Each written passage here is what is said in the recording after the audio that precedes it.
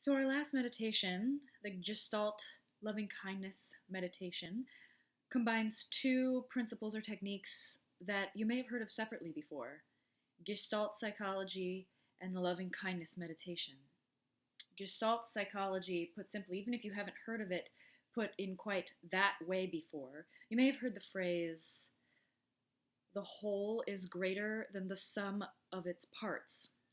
That's a Gestalt idea. Gestalt psychology, to put very simply, is a way of looking at the human mind and human behavior as a whole rather than trying to analyze its constituents. And this was a break from how psychology was previous to that considered. Behavioralism was part of that. Behavioralism reduced all, as the name would suggest, all behaviors and all thoughts, all of the products of the mind to behavior. You can see the mind. The mind is public. All the mind is behavior. And that obviously is very problematic for a number of reasons. Gestalt was the name of a pretty sure he was Austrian psychologist. One of those psychologists are German or Austrian. And it wanted to look at a broader perspective of psychology to kind of challenge some of these like breaking down ideologies and trying to reduce things down to their parts, which in some ways can actually be very violent. So Gestalt actually in psychology, there is actually an exercise called the empty chair exercise, and that is where you if you have something that you need to express to someone who is in some way unavailable to you, perhaps the person has died, perhaps the person you've got no contact, perhaps you don't have access to that person in some way, in any way at all anymore, you are still able to express what you need to express to that person in a way that brings closure and resolution. And you would think that it wouldn't work. At least I thought that it wouldn't work, because it's like it's playing a trick on your own mind. The person is not really there. It's very obvious that you can see that the person is not really there. And yet, one of the most amazing things about the human mind, to me anyway, is that even though it knows a trick is being played on it, the trick still works. Here's an example. This is not quite a trick, but go ahead, give yourself a hug. Really, really get in there. Really squeeze yourself. Use those muscles in your hands. Give those arms a squeeze. Wrap your arms all the way around yourself and hug yourself. Now, you know that you're hugging yourself. You know that. You can see it. You can feel it. However, your mind, they've done research on this, your mind secretes the same types of hormones in the same amounts, one of them being oxytocin, the snuggle hormone, the cuddle hormone, as you may have heard, that it does as if you were hugging someone else or someone else was hugging you. Even though your mind is the same thing that registered you hugging yourself, you and the thing that was causing those signals of your arms to squeeze your shoulders and your arms. I find that amazing. We actually touched on this a bit in the loving touch meditation, where we took objects and rubbed them against our hands, where we rubbed our own hands against our hands. Now, you may not consciously be able to tell that those hormones are being secreted in the same amounts in the same way that would be if someone else was lovingly touching your hands or someone else was giving you a hug initially. However, if you start to pay attention to the subtle shifts in your own energy, this is not navel gazing. You can start to train your mind. This is actually very important. You can start to train your mind in ways that you wouldn't be able to, because you can do things that, like, say you don't have access to safe touch right now. We're in the middle of a pandemic. Hopefully it's the middle. Hopefully it's closer to the end. We don't know. Anyway, this is being recorded in 2020, so it's during the COVID-19 pandemic. And you might not have access to safe physical touch, except you do because you have yourself. So, and your mind knows both those things, that you don't have access to safe physical touch and someone is touching you. So, that was a little bit far afield, but back to this. You don't have access to that person you need to express something to. Maybe it was an abuser. Maybe it was an ex. Maybe it was a parent who's no longer alive. Maybe it was a friend who won't speak to you. Maybe it was a friend you won't speak to. Any number, and that's where we got into the difficult part. I didn't want to jump right into, go to the person that you've gone no contact with 10 years ago. Go to your abusive dad, whatever those things are. But this is just to ease you into that. And I started with somebody who you love with no complications, because I actually do believe that you have at least one of those relationships. When I first came across that concept, I didn't think I had those. I thought, well, everybody's complicated. But that's because I make everything complicated. And as I thought more about it, I got settled enough in my spirit that I was like, actually, there are several people with whom I just love to, I don't have any conflict with, and with whom I have no conflict between, and I just love to love them. So that alone is actually a really helpful anchor point as we continue to go forward in this contentious environment. The election has happened, and on some level, it doesn't matter who won, because there's work to do either way. And I'm not trying to get political. I'm saying the divisiveness between America has, one, been fueled by the mainstream media. I don't think we're divided as we think, but also emphasizing division is not the same as embracing difference and diversity. So finding a way to embrace and lift up diversity in all its forms is vital and important and has not happened historically, and that absolutely needs to change. And we're not going to get there by clinging to and partnering with division. I know, easy for me to say as a white person, right? But I'm also female, and I also have 2 disabilities, both of which are invisible. And I'm not saying that those oppressions are the same, but I am saying that as I have emphasized my difference, I've demanded to be recognized as different, as a woman and a man. I'm different, I'm different, I'm different. Space happens. This can be good, and it can be bad. So, starting out with someone who you don't have a lot of complications with, who is just easy to love, who you enjoy loving. And it's not to say you won't ever have complications with them, or you never have, but in that moment, who was someone that you thought of and it just made you smile. You were not in a fight with them. You are going to talk to them next week. You haven't talked to them in a while, but there's really no reason other than just stuff and life gets in the way, and maybe you want to reach out to them. We all have those people. And I think it's important to actually get in touch with the fact that we all have those people. One of those things that creating that meditation for you all did for me, actually, was to realize, wow, you know what? I don't actually create conflict as a way of pursuing intimacy anymore. I used to do that. It was unconscious, of course, but I used to do that. I used to think the only way that I could get in the intense emotional connection that I so needed, partly because I was deprived of it so much as a child, not on purpose, of course. This is just what happened. My parents are amazing, by the way, so I'm not trying to throw them under the bus. However, we're all raised by humans, and all humans have limitations, do they not? So, mine was I was extremely emotionally isolated as a kid, and I needed to make up for that in some way. So the stakes seemed very high. It seemed very urgent. It still does. That still sneaks up on me. And I was addicted to drama. I used to totally create big conflicts, blow things up out of teensy little things, little annoyances that could just be dealt with in a conversation, right? As a way of pursuing intimacy, because I didn't think there was another way to get it. I didn't think there was an option. And part of that ties into the belief I'm not good enough for what I want. I can either have what I want or be who I am, but not both. And I'm too much for what I want, which weirdly, contradicts the first one, right? But these beliefs that we created as children are not logical. And what was laid down outside of logic cannot be healed with logic. So this exercise helped me realize, not all of my relationships are contentious anymore. I don't constantly fight as a way to get my intimacy needs met anymore. That's amazing, because sometimes progress is very, very hard to see. You're working so hard at it. You're working so hard at self-growth and healing, and you're pursuing therapy, coaching, counseling, inner healing prayer, whatever. and you feel like nothing's working. And then all of a sudden you have this realization, oh, you know what? I used to fight with everybody. I don't do that anymore. It doesn't mean I never fight. It doesn't mean there aren't specific relationships that are incredibly contentious in my life.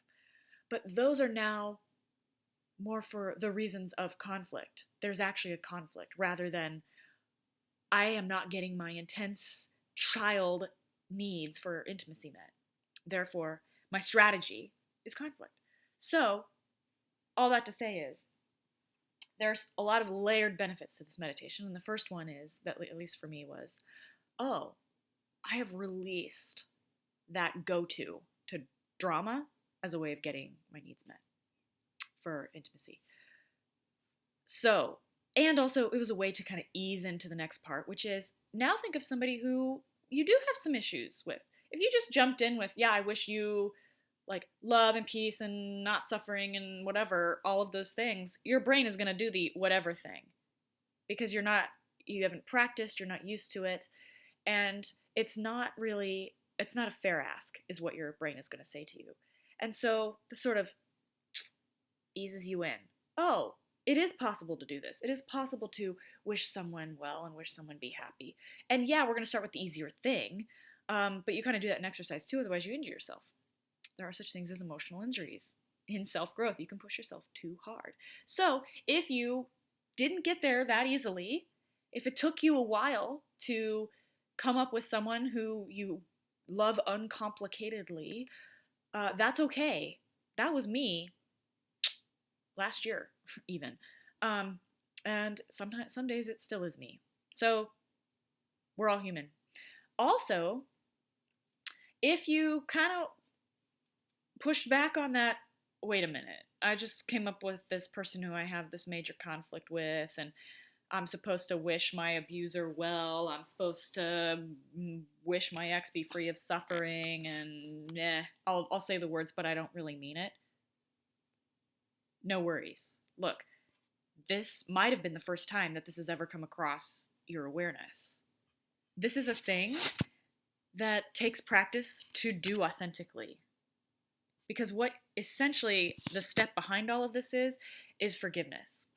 And you only do that when there has been justice, reconciliation, right relationship, restoration, whatever is appropriate for that situation. Forgiveness is a result of healing. It doesn't cause healing. I say this as a Christian. Yes, Christians are commanded to forgive. However, you forgive as your Father forgave you. Which, he paid that price. It's not free. So, if it was difficult to wish someone who you have a contentious relationship with well, congratulations, you're a human being, and you didn't fail. This is a new concept. If it's a new concept for you, then you need practice. I have done this several times. I picked the same person that I picked last time because I continue to have a very contentious relationship with this person. And I had a twinge of like, I don't know that I mean this, or I don't know that I want to mean this. Right? That's the harder thing, isn't it? There's a difference between, not sure that I mean this yet, not sure that I'm ready for this yet, and I'm not sure I want to mean this. Now, this could be nitpicky to some people, this could be splitting hairs, but I think it's actually really important that we distinguish what the actual issue is. Not because we're trying to witch hunt, not because we're trying to like find the bad guys in our subconscious everywhere, but because we need to know where it is that we're struggling so that we can ask for support, however it is that we're asking for support, whether it's through God, as I said, I'm a Christian, or maybe bring this to your therapist, because I can't seem to forgive this person is actually a very different issue than I can't seem to want to forgive this person. You're not a bad person either way, but you're not going to be working on the right thing if you think, oh, I can't seem to forgive this person, when what it is that I don't want to. And that was my issue. So just full disclosure, there's parts of this relationship that I don't want to let go of. I don't want to forgive because I still want to be the person who meets out justice. Right? This is actually why forgiveness hurts. Lack of forgiveness hurts the person who is not forgiving more than it hurts the other person, because you are putting so much weight on yourself to mete out justice. right? Do we even know what that is? I'm not saying we don't, but in interpersonal situations, it's often very difficult to know what justice is and if that's actually the thing that we want, right? Typically when we demand justice, what we want is equity, validation, to be seen, to have our existence acknowledged and told, yes, you belong here. These are all, and it's not like they're less than justice, but these are what justice means. So if you got tripped up on, I don't want to wish this person peace because I don't have peace because of what they did, dive into that. Not what did you do to make that person do that thing to you or withhold that thing from you, but where is it that my needs did not get met? Where is it that our collective needs did not get met? Right? Like, where is it that, not just me personally, this is not all about individuals here. Where is it that people of color have been harmed over and over? Where is it that women have been harmed over and over? Where is it that with people with disabilities, they've been harmed over and over? And as a member of one of those groups, or multiples of those groups, and there's many other ones that I'm not naming here, not on purpose, but because we all have these multiple identities, right, that have not been properly acknowledged, given equity, protected, and valued. That is valid. It's such a serious violation to not be acknowledged for all the parts that you are, in every way that you are. So, some of those things could get poked when you're trying to approach somebody who you have conflict with as, but I don't have peace and it's because of what they did. That's legit. I reject all the language out there that's saying, well, that other person can't make you feel that way. You're in control of your feelings. You're giving your power away. I reject all of that. Women did not give their power away to men. It was taken. People of color did not give their power away to white people. It was taken.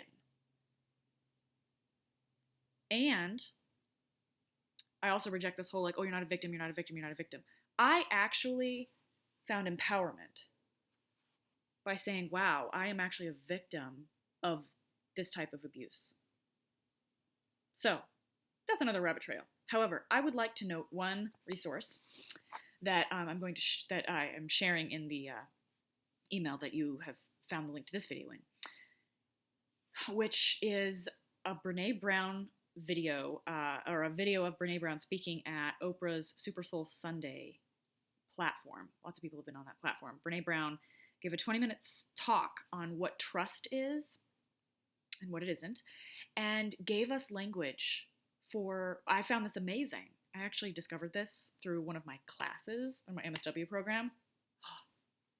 So, anyway, this video, the Brene Brown video, breaks down, it's like an anatomy of trust, and it gives us language for like where, when I say I don't trust you, where is the issue? Where is the problem? Where is the breakdown in that relationship? Because trust is kind of a big thing. It can mean different things to different people, and so there can be this argument about, well, what is it that is not trustworthy about me? I do this, and this thing. I've never done these other things, right? And this person is still having this I don't trust you thing. So we have a common language around trust. So I will link that also in the email here. This is all related to when you approach somebody in your empty chair exercise, when you visualize somebody there who you have conflict with. If you want to go deeper with that, you can use these languages. And if it's something that you need to say beforehand, before you say, I wish you well, I want you to be happy, I want us to be free of suffering, I want you to have peace, I want us to have peace, you can use this language of trust. Because if there is a desire to withhold peace, it's because trust has been broken. So, validly, I mean, if you feel that you cannot trust another person, that is valid. Full stop, period. So, that will give you language for how to say that to that person. And that leads me to my point of why we did the exhaling with a sound exercise. It sounds real weird, doesn't it? To breathe in and out and kind of like yell, hum, sigh, right? What is this ah sound? What is that? It feels very weird. I actually got a little sore right here because I hadn't used that muscle before. It wasn't that I opened my jaw that wide, but it was pushing air out in that way. It's you getting used to the sound of your voice and opening up. It's a yoga technique. Opening up all of those places where you have shut down your own voice or inhibited speaking, held back out of social convention or fear or whatever. There's a lot of valid, totally understandable reasons why you might have done such a thing. And this is to open those up so that you can actually have access to your own voice. Also, sound is a physical thing. It has sound waves. Those sound waves, they're physical. And when you are doing that motion, opening your mouth, releasing a sound, you're actually vibrating this part of your body all the way up through your lungs, into your throat, your whole nasal cavity. Your head becomes sort of an echo chamber in a good way. And it can be medicine. You heard of sound healing, sound medicine? There's a more advanced technique about how to use your own sound that you generate, auto-generated sound, for healing. That if you would like, respond to this email, leave a comment below this YouTube video, and I can explain it. I just learned it and have been practicing it. And whoa, let me just say, it's definitely already made a huge difference. So one of those things that's, I mean, it might not be instant for you. Lots of things are not instant for me at all, and I did not anticipate that this would be, but it totally is.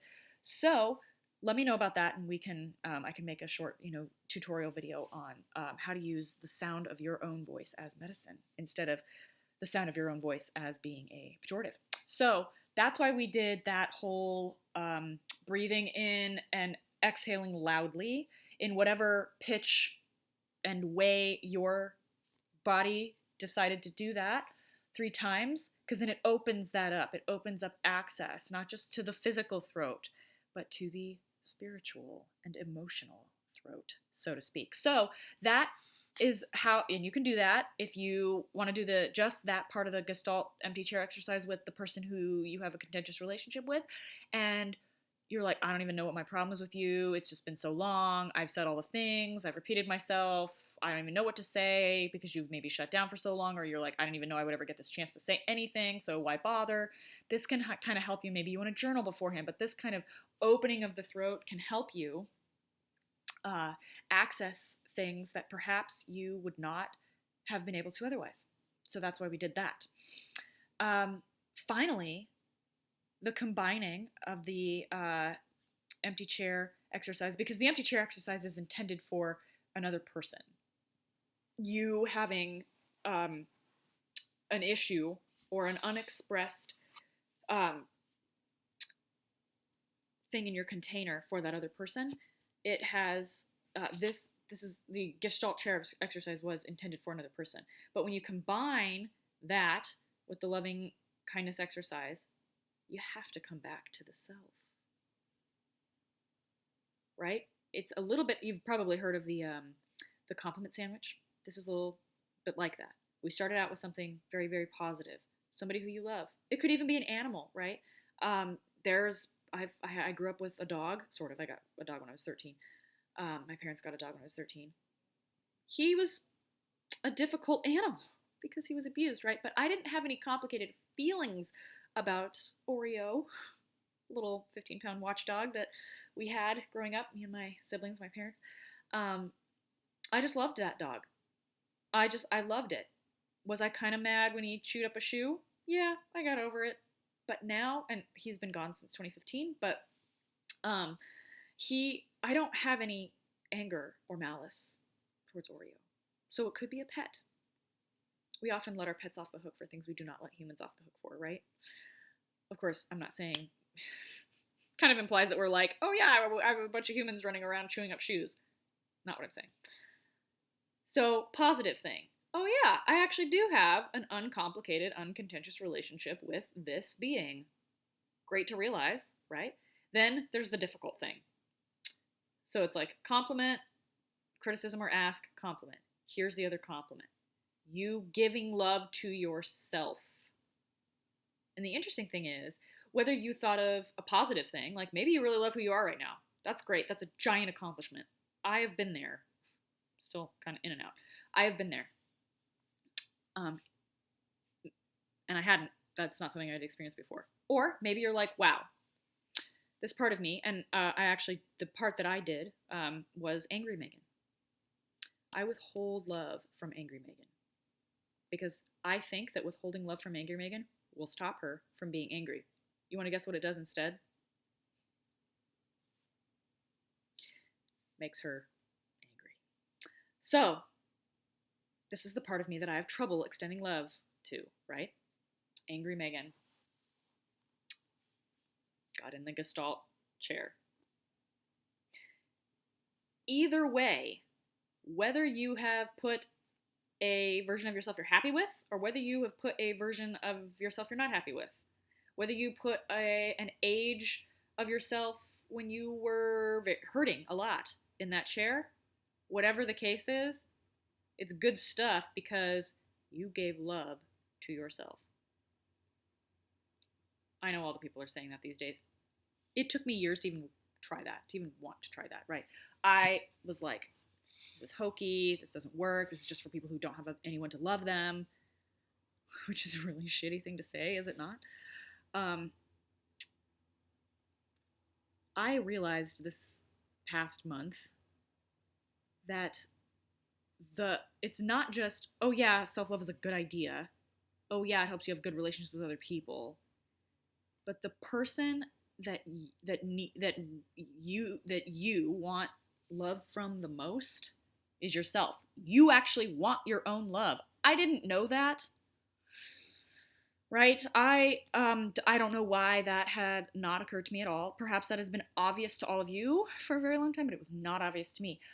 It was a revolutionary idea.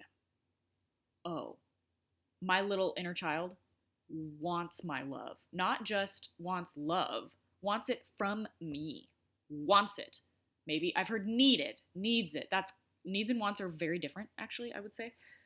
But my little inner girl wants love from me. Anyway, I have gone on a few rabbit trails. This video is, yes, almost half an hour long. Cool, we're gonna end there. I would love to hear your thoughts on the Brene Brown video that I will link. I would love to know your thoughts if you would like to, or your desire level for the using the sound of your own voice as medicine exercise. It does not take long at all. It is not an exercise I developed. It's an exercise I came across in the yoga tradition, so I will properly cite where I received this wonderful teaching. And I can link to, it's actually a free 10-day course on yoga and leadership. It's really great. So there's that. And I would love to hear how you all are doing. It is November 15th, and we got work to do.